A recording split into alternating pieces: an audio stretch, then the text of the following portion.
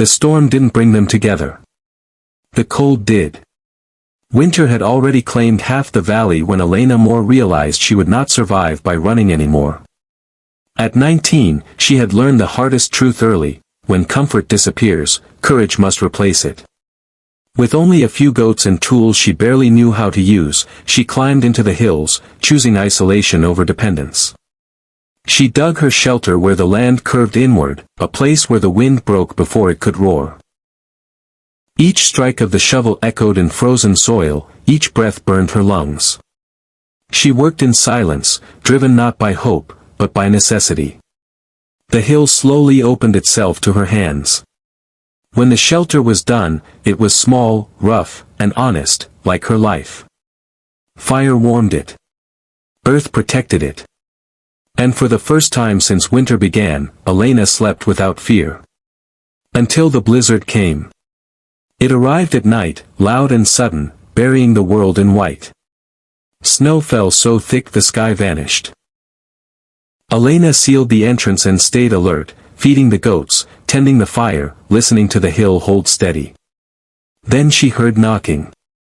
Not wind. Not ice. A human sound, weak and desperate. Outside, half buried in snow, lay a man barely conscious, his coat frozen stiff, his face pale with cold. Elena didn't hesitate. She tied a rope around her waist and dragged him inside, fighting the storm inch by inch. She didn't ask his name. She focused on keeping him alive. For 2 days, the blizzard trapped them together. Elena fed him warm broth, kept the fire steady, watched over him through fevered sleep. When he finally opened his eyes, the first thing he saw wasn't fear, it was calm. "I'm Thomas Reed," he said hoarsely. She nodded. "You're safe." Thomas had been traveling between towns when the storm erased the trail. He expected death. Instead, he found shelter, and a woman who didn't see him as a burden. As the storm raged on, something shifted between them. They spoke little at first. Survival came first. But silence has a way of opening doors words cannot. Thomas noticed how Elena planned every movement, how she wasted nothing, not time, not firewood, not emotion. Elena noticed how Thomas never assumed control, never questioned her decisions, never treated her shelter as anything but a gift.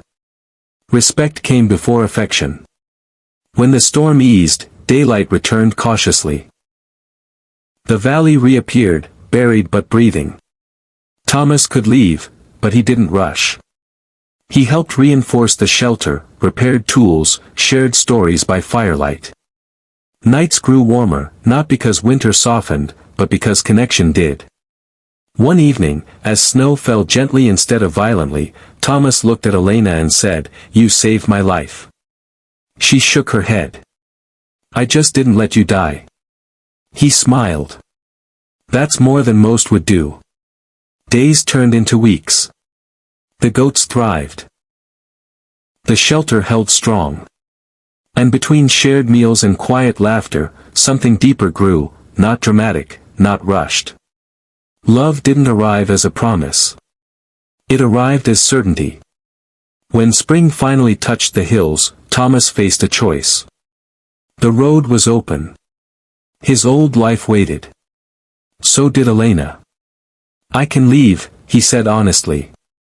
She met his eyes, steady and unafraid. "You don't have to stay." That was when he knew. Love isn't found in rescue. It's found in choice. Thomas stayed.